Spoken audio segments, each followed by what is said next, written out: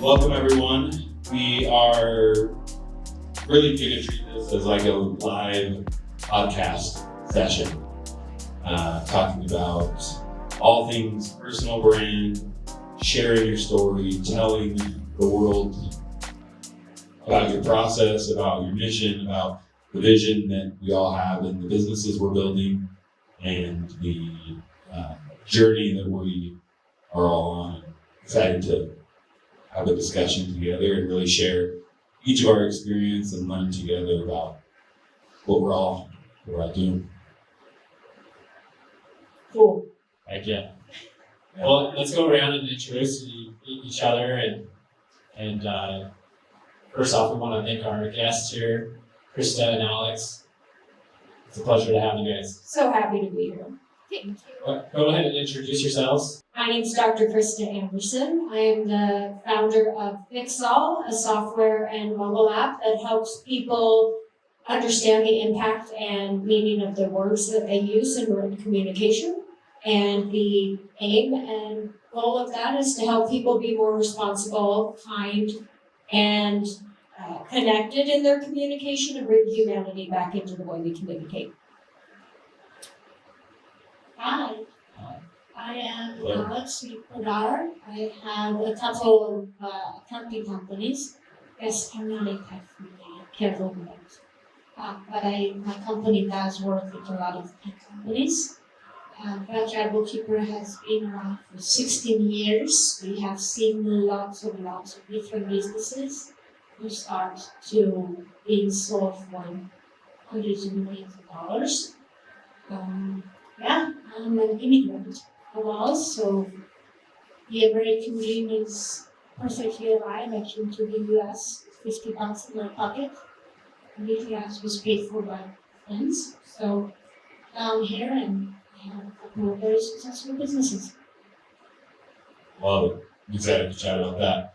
I'm Sean Huntington, founder of Honey House. We're a creative marketing agency based in Arizona, really focused on tech and e-commerce business, helping founders tell their story, build community, and connect around the incredible things that you're all building, we're all building, and really connecting the dots between who you are as an individual and how that impacts your business and growth opportunities.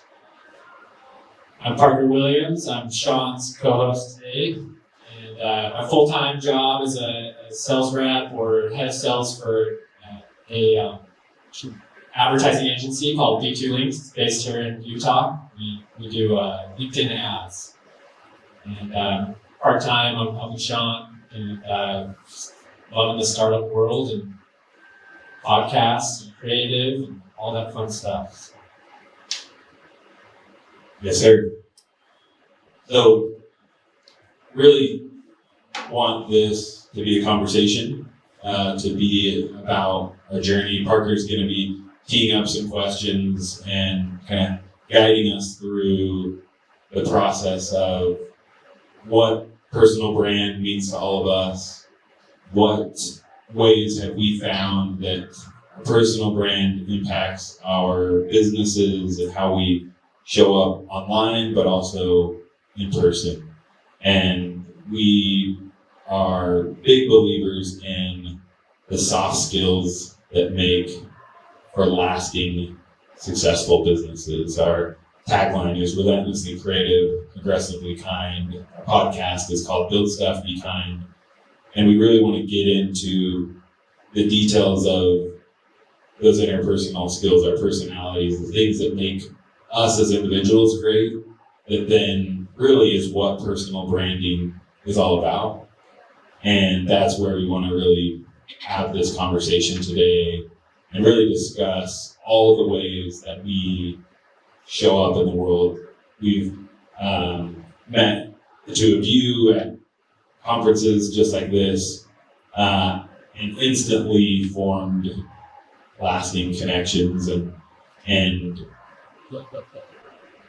it's clear that how we show up in one place is how we show up everywhere. So if we can recognize that how we show up at a conference and how we build relationships with people in a interpersonal, in a real world setting is the same way we can build our presence online, and the same way we can build these relationships and connections with people is providing value and connecting on that shared value. And so I'd love to start with the conversation around what to each of us is personal branding or building a personal brand, and how each of you think about your personal brand and how you show up in the world.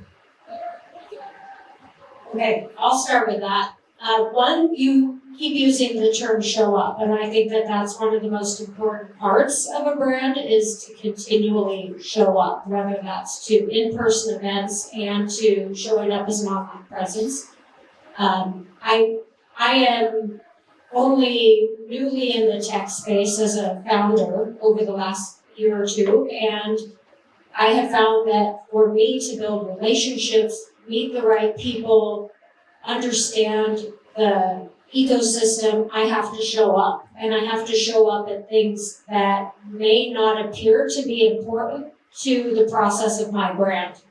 But each relationship leads to another and builds value in not just my brand of the company, but my personal brand and the relationships that I've formed.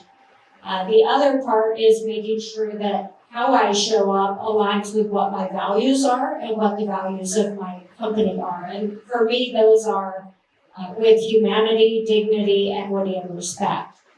And aligning what I do and say with those values. Love that. That's awesome.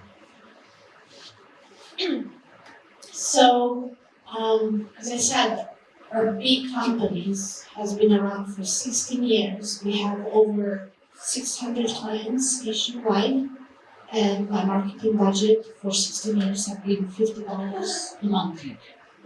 I have built all of our websites. I have done everything. And just recently, I realized that one thing I have built in the past couple of years is a personal brand, but I took it to such a level that the people around me had no idea what I was doing. So I built an Alex brand without realizing that they do not know what my business does. So I think it's very important to be aware of what your goals are when you're building a personal brand. And when we think about personal brand, it's such an official title that people think that personal brand only belongs to athletes or to celebrities, right? Or that personal brand is something that you can put your stamp on and sell it for millions and millions of dollars. But the truth is, anybody who's out there looking for a job, looking for, to build their business, you have to be able to show up. I really like how you're saying that. And when you show up, you need to show up not by expecting something, but by giving. And if you keep giving, eventually it's going to come back to you. You can ask any of my friends who know, I show up at events and people are like, oh my gosh, you're here! Or how dare you only show up in the last 5 minutes of the event, But they know I don't expect anything from them, They know that I will be there to support. Do you feel like a personal brand is a skill in nature, or is it something that can be learned and trained and developed over time? Because I feel like a lot of people just have this natural tap, or like this natural ability to be this outgoing, brandable person. Like people will gravitate to them. I mean, is it trainable? Is it being learned? Because I'm an introvert. Like when I go to conferences, I'm like a turtle. I can't talk to people. I'm scared to show up. Like, is that something that can be trained? It can absolutely be trained, and so many people say what you just said, and they present like you're presenting right now, which is extroverted, but they say, I'm an introvert. It to me says sometimes we're uncomfortable putting ourselves out there. I think even the most extroverted people feel uncomfortable at times in a new situation or putting themselves out there. And it's a practice. When you start doing it, it may be painful or awful. Or I remember years ago when I was young in business and I had to make a lot of phone calls, I would cry before I had to start picking up the phone. It terrified me. And it took many, many years to overcome that. And it was this consistent practice of showing up, meeting new people, and recognizing that other people felt the way I did. Those extroverted people who I thought had put themselves out there and this was easy for them, in those one-on-one conversations, they were the ones saying, this is hard. Love that. Yeah, I think that's such a real feeling that we all have. It's like, there's no place I get more energized than coming to an event like Utah Tech Week or Silicon Slope Summit or South by Southwest, and like the energy of the conversations and meeting new people and having conversations and building real relationships. But at the same time, there's always that like minor or major hesitation going into an event. Like, am I a fraud? You get that imposter syndrome, or just those doubts of like, do I have anything to share? How am I going to break into this conversation?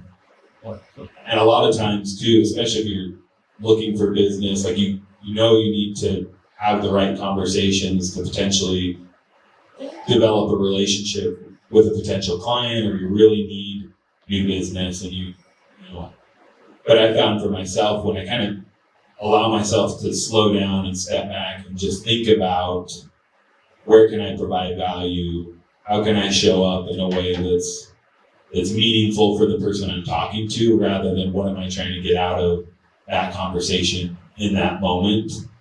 That's when my guard comes down, my anxieties come down, and it's like, oh yeah, just go in and have a conversation. Just go in looking for a way to provide a little bit of value for someone in that moment. And then I'm not trying to pitch, I'm not trying to sell. If the conversation goes that way and there's an opportunity, great. But it's really looking at, how can I shift my mentality and recognize I'm here to provide value for someone else. And then naturally, that's when I always have a far better experience, have way more meaningful conversations, have a much more enjoyable time, because I'm focused on everyone else, and my anxieties of focusing on myself start to fade away. Love that. I just wanted to say that this is a very, as an Eastern European, I can tell you that we do not have boxes, we just exist. So, first I would say, if you want to start building a personal brand, stop telling yourself what you are, because other people tell you what you are. Like this introvert and extrovert, everybody thinks I'm such an extrovert, yet I haven't really been to any events this week. I was exhausted, and extrovert doesn't really define me, because one day I can be an extrovert and another day I can be an introvert, or I'm a mix, or I'm a mutt. I'm really a mutt. So I guess just acknowledge that you're a mutt, and don't put labels on yourself, and don't let others put labels on yourself. Just show up and find that breaking point that helps you be yourself.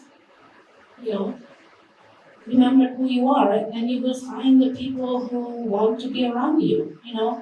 I tend to show up at events in stupid costumes, and people are like, "Oh my gosh, doesn't act like a CEO." Well, I don't give a cuckoo. I show up in a dinosaur costume if that means I want to make people smile, and it's 100 degrees outside. Or I show up in a beehive costume, and that's what I feel like. So my personal brand doesn't really depend on where people put me in a box. It depends on what I want to accomplish, and that's putting a smile on people's face. I love that. So how do you we're obviously talking about being ourselves, showing up, going to conferences, how do you take that brand and go online with it? I found that in this world that we live in, there has to be some caution exercised in how you show up online. Online, your pictures, your content is immortal. And exercising some type of strategy and intention with how would I want this to be seen if I'm applying for a job? If somebody is researching me to see if they want me to be a part of their brand, am I going to be rejected because I have put something online that is offensive or harms my personal brand? In those cases, though we can be ourselves, we need to be the best version of ourselves online and hope that that is really who we are. Part of my company's mission is really helping people understand the words that they use. And those words are if you're doing it online, those words, those pictures are going to define you. So be careful with that. Be very intentional with what is your brand, what do you represent, what are your core values, and think about that when you are creating online content.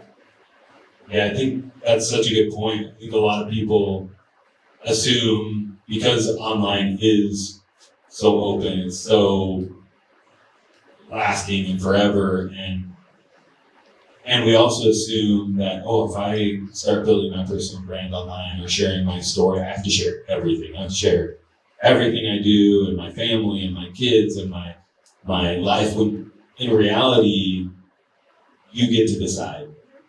You get to decide what you share and what you don't share. You get to decide, how you're showing up online and what parts of your life you want to share, and you can keep things close to the vest that you want to have be private. You want to have, their own space. And so I think that's a really important thing, not only what we say and being really thoughtful about being our best self, but we can also very much curate the things that we do share. And we kind of pick and choose those things that we decide to share. And I think going back to the question of how do we transition these real world conversations or the way we show up in the real world to online, I think it's also thinking about what are the things that are meaningful and could be valuable to one individual. I think when we start to think about, okay, I'm going to start posting content, I'm going to start sharing, we think it has to impact millions of people with each post. And the weight of that often holds us back from just sharing the things that we want to share and just being ourselves and providing value. If we're today during this event having a conversation and someone provides us a really insightful piece of wisdom that we take away from this event, or if we're able to do that for someone else, we walk away from today like, man, that was a huge win. What an amazing event. We think about it for months, and that conversation, that interaction. Yet when we start posting online, we think, oh man, only 5 people commented on this and 10 people liked it, or whatever. We get so caught up in the numbers when in reality, we should think about, how do I impact one person in a meaningful way with my content? And if we do that consistently, the numbers will follow, the growth will happen if that's our goal. But if we can flip that switch in our brains of approaching it just like an in-person event, can I provide some value to this person?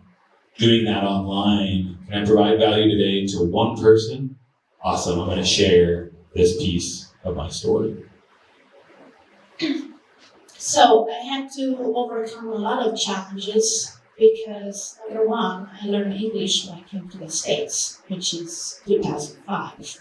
Right?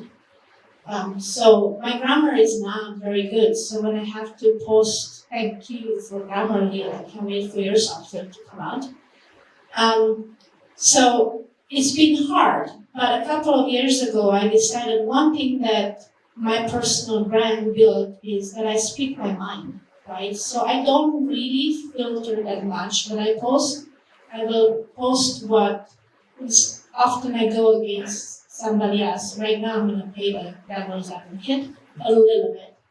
I think you should filter in the sense of like, don't be nasty, don't be a bully, but exactly the same way as you shouldn't put yourself in a box when you're at events, don't put yourself in a box on LinkedIn.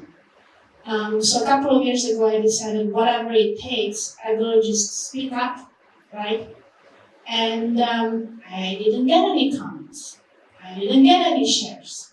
But yet I would go to events and random people would come up to me and say, oh my gosh, your post the other day. I would go, what are you? Like, oh, I follow you on LinkedIn, I just didn't have time to click.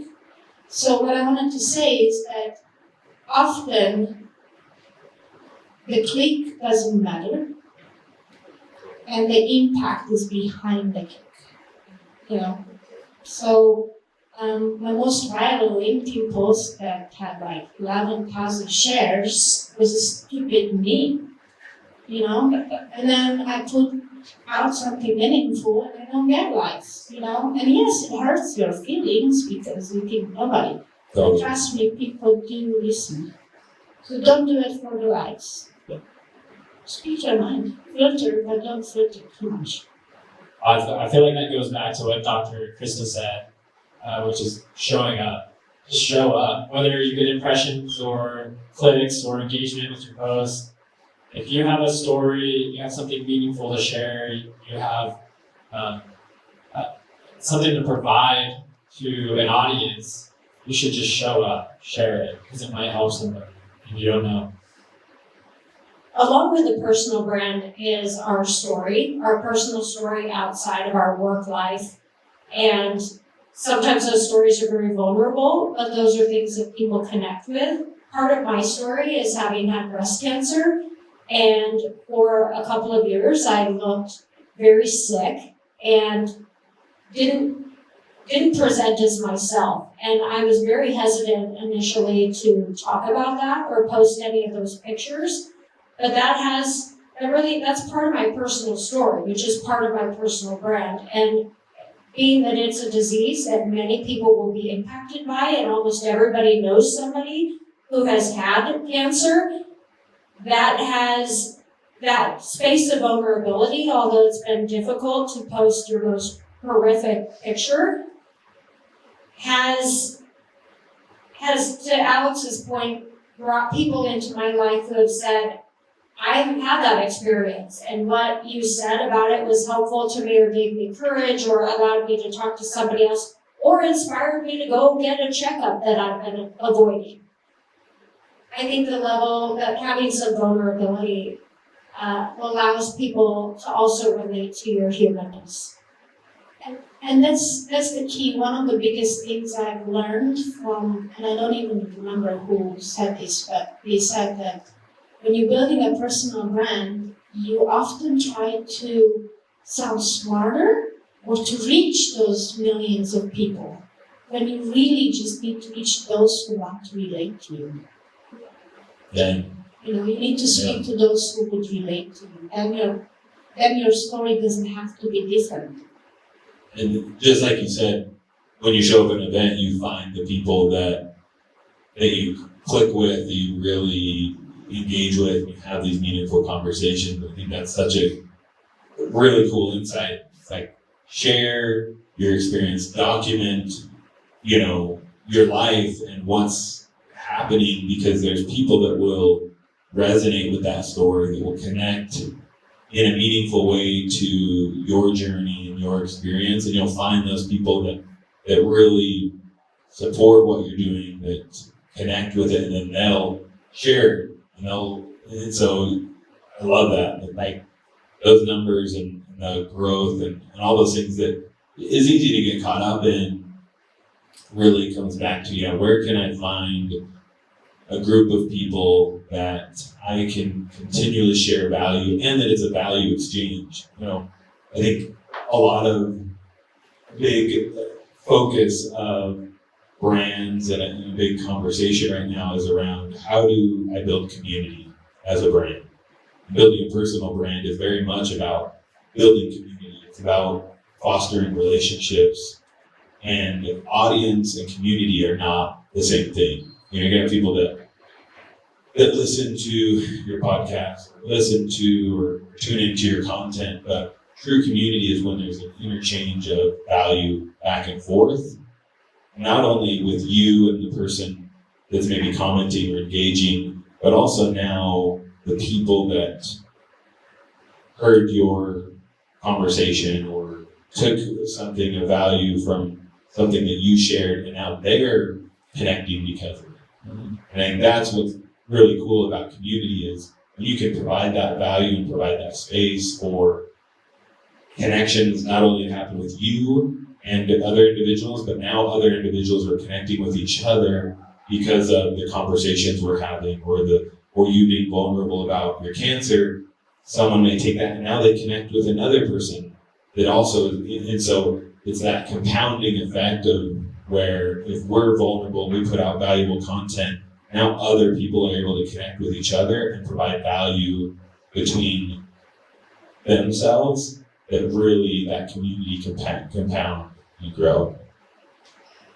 So I want to go back to the topic of personal brand, because I feel like sometimes it's like in a cloud. What is personal brand, and how do you develop it? Do you write on a piece of paper like, these are my values, this is who I am, this is what I believe, this is my mission, or like how have you guys developed this personal brand? Walk us through that process, and I'm sure this is a pretty broad question, but would love to understand maybe what you did to kind of get to a point where you're like, this is who I am, this is my brand. I had an epiphany, and again, a couple of years ago, which is that the name Alex is just floating around, and when people hear it, they think of me. And I didn't do it on purpose. I even thought about, like, is there a way to just reserve the name for myself? And I sat down and I thought about it, like, what is it that his name or this invisible person represents to people when they talked about Alex? And I really sat down and thought about who I am and what do I stand for. So, number one, apparently I'm intimidating. And I can totally see how that happens. Because when I put my head to something, I go for it. I don't think about it. Like, if the door closes, I go and I punch a window out. Or, if there is no window, I'll go find a hammer and I'll hammer it down. So that's part of my personality. And I don't mean to be intimidating, but I do come through like a train sometimes, and I've gotten that feedback. I think to build a good personal brand, you also need to be accepting the feedback that you get, right? And the other thing is, when people think about me, I think they think about service. I stand for what I am, which is I will serve regardless of how hard it is, So no, there was nothing like a plan. I think if you sit down and you make a plan, you will become somebody you're not. Because then the plan is about how to be somebody for others instead of how to be somebody for yourself. If you cannot find that, then you really go for the rides. And yes, it's cool. I have lots of connections who have thousands and thousands of LinkedIn followers and have millions of Instagram followers, yet they have 5 friends. You know, or the same 5 friends like their posts, right? But then we have me and Krista, we have like what, less than 3,000 followers? But we have friends. And those 3,000 followers know who we are, they follow our posts, they like our posts, and they share our posts. So if I sit down, I probably would want to write down, oh, I want to have 11,000 followers by next month, right? That's not me. Those 3,000 people I know, and I have a connection with them. I've never gone through a formal process of identifying my personal brand either. I think that it's always evolving. That who I would have attributed my personal brand to at 18 is not who it is now. And that it will always evolve because I'll have new information, new growth, new experiences, and what may have been extremely valuable to me 10 years ago, it could have changed. And it will continue to do that. I don't want to lock myself into this brand is static in this way, because then nobody will relate to that brand either in the future. So having permission that is both internal and external to evolve and change and grow is part of the brand. I always want to show up as my authentic self. I don't want people to meet me online and have an impression of me and then meet me in person and say, well, that's not the same person at all. And I think that is common among influencers, that what is presented in the online space isn't reflective of the true person. So being authentic, intentional, aware, that's who I am in person, and that's how I'm going to present online. I think for me, just when you ask that question, like, so many thoughts have gone through my mind, and I think I have an interesting maybe perspective on this. With brands, so often we'll do these whiteboard sessions where we'll do this very in-depth brand strategy, really think about the mission, the vision, the values, where they're trying to get to with the brand, the impact they're trying to create. And that's something I love to do, and really build that strategy and be thoughtful. And even that, with that plan, can evolve. It needs to evolve. Any great brand evolves over time, but you have kind of this North Star. Here's where we're going. Here's what we're trying to accomplish. And so my first reaction was like, oh yeah, like creating a plan or creating a personal brand strategy. I've never done that in the same way that I do business brand strategy. But something I've been working on over the past year, in a group, like cohort with a coach, and it's something we meet once a month and have this. My coach, Townsend Wardlaw, his whole thing is the coach of being, and consciously like creating yourself and creating who you are for yourself so that you can show up as that person. And so I actually have created this like personal declaration that I try to every day read and remind myself, here is who I am. Here is what I stand for. This is the person that I am deliberately creating. And it's not something that's a creation to say, okay, cool, I'm going to show up as an inauthentic version of myself. It's more of this like deep process of recognizing how we create ourselves, no matter what, whether it's consciously or unconsciously. When we show up to an event or when we speak, we're creating ourselves on the fly. And so this process has really helped me create myself in a way that I know I want to be, that I aspire to be. And even though I'm declaring it as true today, not all the things in my declaration are, but that's the person I'm trying to become. That's the path that I'm trying to walk so that I can show up for myself, for my family, for my friends, for my business, for my clients. And I think, to me, having that clarity of creating yourself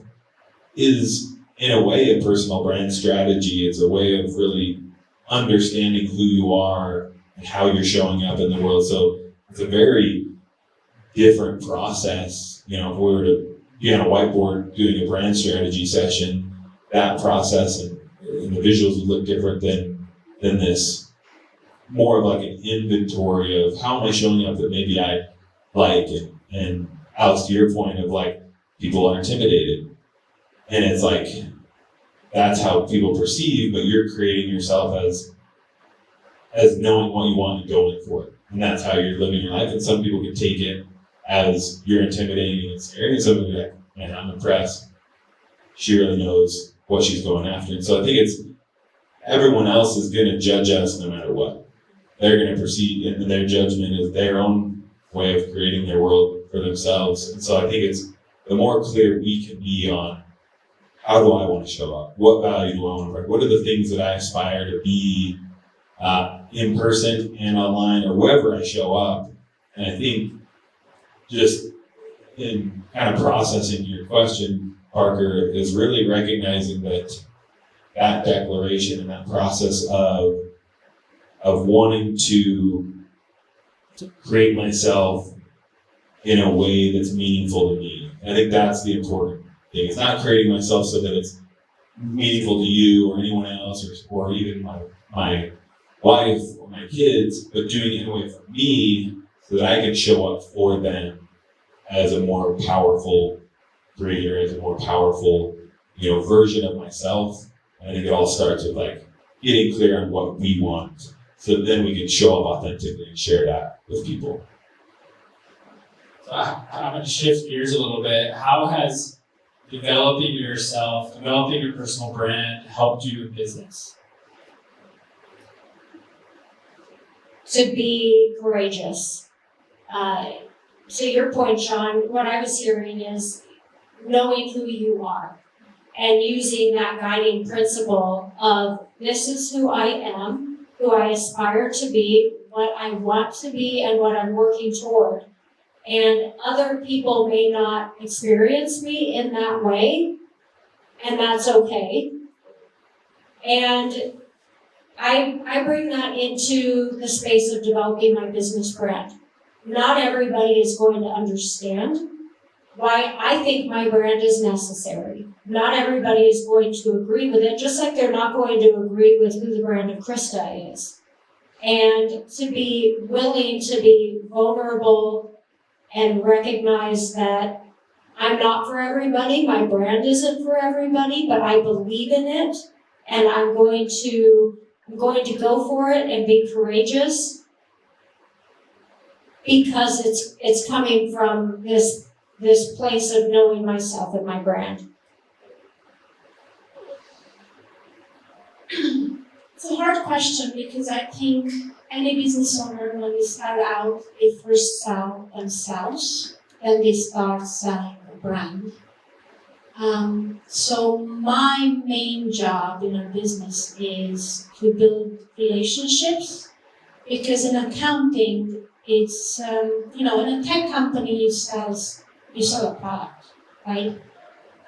In a service-based business, it's a little bit harder, because marketing doesn't really work.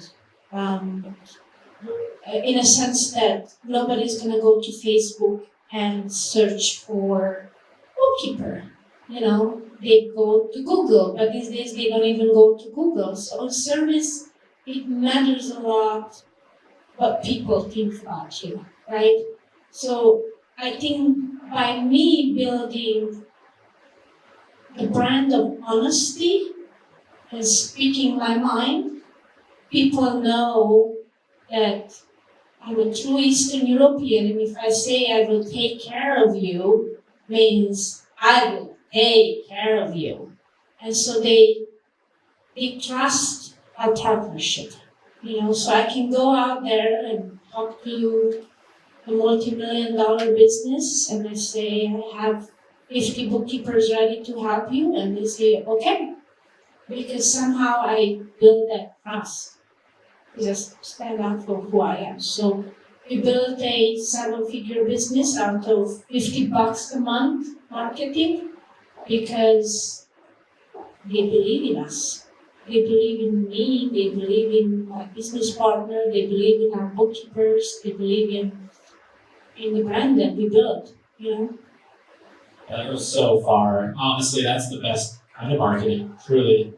I've spent millions of dollars on various platforms, LinkedIn, Google, Facebook, and I've seen campaigns completely flop I've seen campaigns do incredible results and provide loads of sales, but at the end of the day, when people are buying our relationships, they're buying you, they're buying your team, they're buying what you provide, and if you don't provide that, they're not going to come back, they're not going to refer people, they're not going to trust you in the future, and it's so incredible to hear, and I think that's why you've been able to get away with a $50 marketing budget, because you've just produced results every single time you said you're going to do it. Think about how many times we've seen in the media a celebrity or somebody who is their own brand, and they're collaborating with another brand, and that individual does something that causes the public to lose trust, to boycott or cancel that brand. And it's not when our personal brand harms our professional brand, it sends shockwaves, and it doesn't just impact one industry or one person.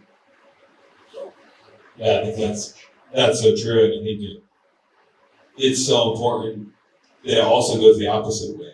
If we can be impactful and meaningful and be our word and be honest and be impactful, like that ripple effect can compound and really turn our business around if we need to, or can really help us grow in meaningful ways, especially when we recognize that and do it not to like, okay, I'm going to cash in, or but being clear on here's this value and here's who I am and here's this need that I have, or here's this objective that I have, and how can I really provide that value and make sure that my personal brand impacts my business or my business partnerships in a meaningful way, and always being thoughtful of that, I think, is important. I have a very good story. So, as I said, our marketing budget has been $50 a month. I'm pretty proud of that. And we accomplished a lot. But one of the things that I see in marketing is that people want Google reviews. And sometimes they get Google reviews that are negative. And what do most of the time? I don't know. I feel like I would respond. They ignore them. Yes. So I have a really cool story. We had a client who left us a 1-star review. You know, the client is always right, but there are times when they're not, because they do not get their stuff to us, and then they complain about us. So my philosophy is, I don't know why that would be. the best marketing strategy is actually it's not in the good reviews, it's in the bad reviews. What do you do with the bad review? So this guy left us a 1-star review, and he didn't have many reviews, so out of like 5 reviews, 1 star completely takes down everything. So I just responded and said, we're so sorry, that was, not everybody is this and that, and I was so kind. And the guy called. Like, I was not expecting a response. Like, I wish I would have come to you guys before I wrote it. And I said, yes, I wish you would have come to us before you wrote it. And so he came back as a client, and he's a happy camper now. So what do you do with the negative matters even more than what you do with the positive. I love that story. I mean, that just goes to show how important having a North Star of who you are, which is part of your brand, your personal brand, helped your business. Because, I mean, there's so many people that, like you said, will just ignore that, walk away from it. And then anytime someone's looking for a bookkeeper, they're going to read your reviews and balance. But because you responded in kindness and addressed it, it shows that you're honest, you care, you wanted to help that person, and that just goes super far like that. I want to switch gears a little bit because I think you brought up a great point here. Brands are also stories. So how do you tell your story? How do you tell your story in person? How do you do it online? Any tricks or tips for telling a story? In my case, it's the origin story of Ixal. It is my experience as a mediator, seeing the damage being done in writing, seeing what was happening on social media, and the number of brands and people that were canceled or attacked. Watching what was happening with my teenagers and the social media posts and the responses, and seeing these stories, and also being resourceful and pulling what are things from around the world that have happened that maybe aren't right in front of me that tell the story of why this is important, and finding where do people relate to that story. And in my case, everybody can relate to being misunderstood. Everybody can relate to sending an email or a text that they regret, or getting one that they were hurt by, or knowing of a company that lost a lot of clients because of something that their CEO emailed out. Really finding what are the stories that somebody can relate to, and telling those stories. Yeah, I think storytelling is such an important thing. And I think at times we also think that we have to be Steven Spielberg, have to be this like really talented, incredible storyteller that can create this narrative and create this world. When yes, there are massive, films that make an impact, but there's also incredible documentaries that make an impact. And I think recognizing where your strengths are, recognizing what story can you tell, can you document your part? You talk about this is an origin story. There's so many different types of stories and archetypes and different ways to narrate and evolve our story. And I think, to me, the easiest way is to just start documenting, just start sharing that real time experience and sharing the things you're learning and telling the story as it's happening, because then you'll get better and better at recognizing the way to share it and the ways to tell it. And I think that's something that for me, when I've really tried to document and try to just, or when I've gotten caught up in like, I need to create this thing, I need to do this like story, often it delays actually doing it, or it pushes it off, or it makes it more challenging when I just sit down and like, okay, what can I document and just share with people? What can I just like, hey, here's something I learned and put that out there. Here's what I'm thinking, put that out there. Here's this thing that just happened, put that out there. That's a much more easy way to tell a story, and also helps us become better storytellers. And that's really impacted the way that I try to show up online or show up in these events or create value for people. It's just like, here's what I've learned, here's my experience. Maybe that would be valuable for someone else. Reps and sets and brag. Yeah.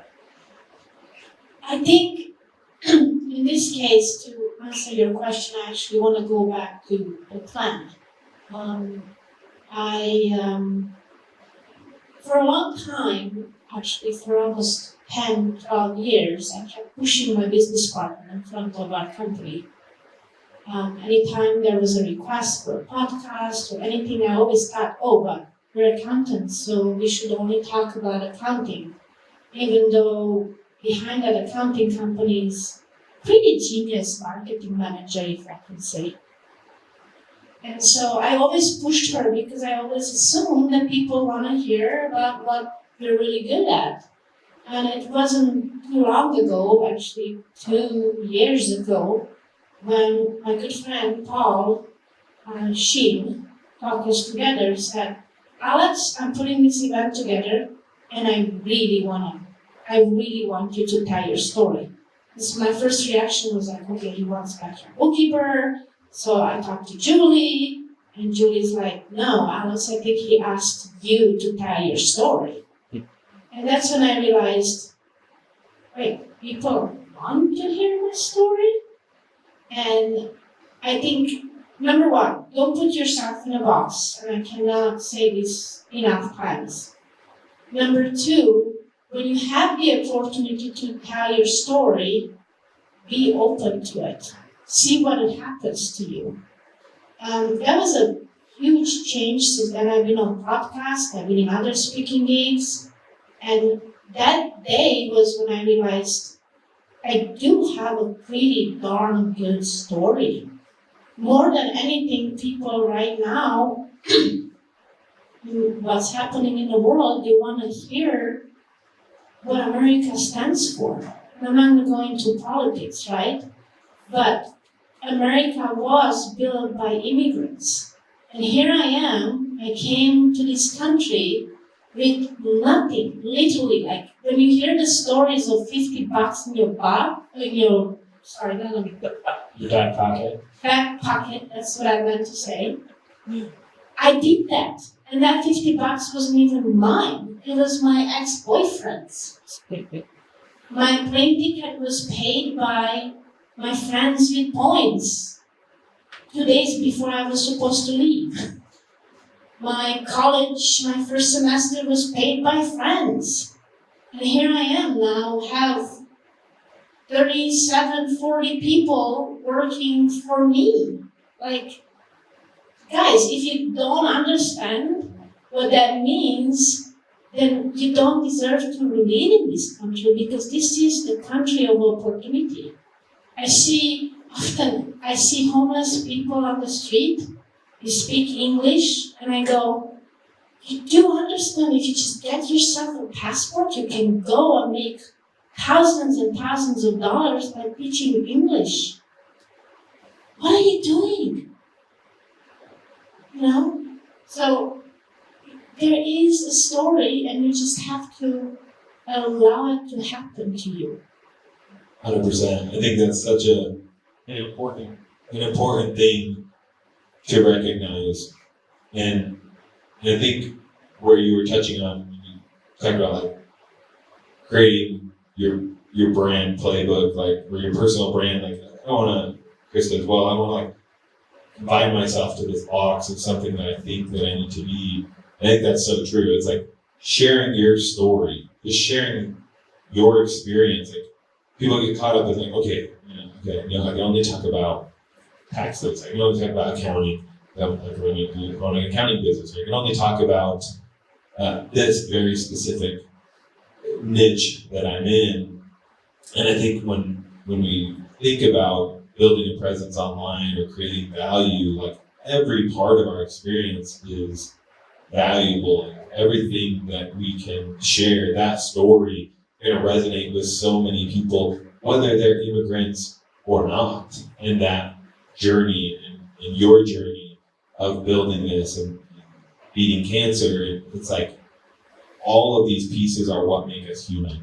And I think as we're more digital and AI and all of these things, what is really connecting with people is opening up and just sharing what makes us human, sharing the experience, sharing the knowledge, like, being a voice of expertise in areas is also important and valuable, but also just sharing the in-between moments, the process, the experience, the knowledge that we gain by just going out there and doing it and sharing that with people in a meaningful way, I think is its own form of content, its own pillar of value, and I think we overlook that a lot of times. Something that just occurred to me is, how often we align with people who only agree with us, rather than looking at what are the stories that maybe I'm not familiar with because I don't have context to that story. People who have a totally different experience than I do, and they see the world through this lens, and I see it through this one. And part of that, the thing that connects us all is our humanness. And I believe that part of our branding is learning from other people, sharing our story so that other people can hear a new perspective and a different perspective, because we grow that way.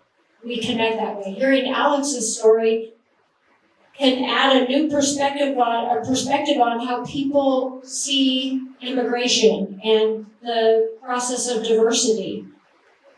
So, really, to summarize that, it is oneness is the core tenet of all of it, and sharing our story provides opportunity to foster that oneness. That's incredible. And we're so blessed to have you guys with us today. The stories you shared, the things you guys have taught us, have been so helpful, and I hope it's been helpful for our audience. And I personally learned a lot about personal brand, how it influences your company, how it influences your company's own brand, how to tell your story, how to continue to develop and evolve that brand. I think all of this is so important for anyone who's in entrepreneurship, or looking to get a job, or looking to start something. It's so impactful. We're coming up on time here. We probably need to wrap things up. I want to finish with one last question. If you could go back, 10, 20 years ago, knowing what you know now, what would you do differently when it comes to brand, story, or startup, whatever comes to mind there? If you could go back 20 years ago, what would you do differently to help you be more successful now as an entrepreneur or a business owner? I would have learned myself better. I would have taken more time to understand, who am I? What matters to me? What is important in my life? Rather than allowing others to tell me what was important and trying to be that. Yeah, I love that. I mean, for me, You were 17 years old. I was 17 years old. I was just about to graduate high school. So, yeah, I think for me, it's recognizing that, one, I have a lot of time, and that everything is an evolution. We get caught up in the moment that we're in, and trying to figure out who am I going to be, or what's coming next, or who am I in this moment. I think at various stages of my career, I built an outdoor brand, was so focused on that business for many good reasons, but didn't share my experience through that process, or document the knowledge and growth and experience, and share that in a way that could maybe help someone else building a brand or building a business. And so now, looking back, is recognizing opportunities. One, that we all still have so much time and opportunity. And two, that if I can just be in that moment and find ways to create that value, or share, the things that I'm struggling with, or the things that I'm learning and growing, it's going to help me solidify myself that learning as well as being impactful for someone else. Perfect. I was perfect 10 years ago. Living exactly what you want. I would have probably pushed myself harder to share my story. But I also believe that everything has its own time, and everything in our lives is for a reason. So for that. I think putting myself in the box with my English is media career, pushing anybody I haven't been. But I do not forget it. Very simple. I love it. I have one final question to ask everyone that's on our podcast, and I figure might as well ask it here because it's, I think, been a theme already of the conversation in so many ways. Question I have for all three of you, turning this on Parker as well. What role has kindness played in building your success? So many people have been kind and generous with their time and experience that if it were left up to me alone, I wouldn't have any of the professional successes that I have had. People who have been willing to share of themselves, even when they're very busy, those kindnesses have been everything. Every relationship, every person who has introduced me to somebody has all been an act of kindness. And each one of those has been a stepping stone and will continue to be.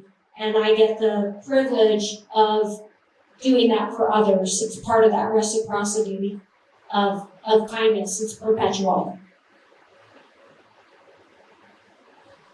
Alex wants me to go first. There was a time in my life when I was somewhat of a misfit, and I gravitated to the skate park. And I remember the first time going to the skate park, it was so intimidating, it was so scary. There was all these people that were so good, and they weren't kind. And I remember just feeling so dumb and frustrated, but I never gave up. I continued to skateboard, I got better, but I remember telling myself, I will never be that way to someone starting because I know what it feels like. It's not fun. I feel like you don't belong somewhere. And so there's so many people trying to start something. And I think it's important to be kind to those people just getting started because they could become somebody who's could make a huge impact on other people's lives. And if it was damned because the people were rude to them and they got scared and didn't do whatever it was that they wanted to do, there's a lot of opportunity that could be missed there. So I'm a huge fan of kindness. It's made a difference in my life, and I've seen it impact other people, and it's impacted my own personal life too.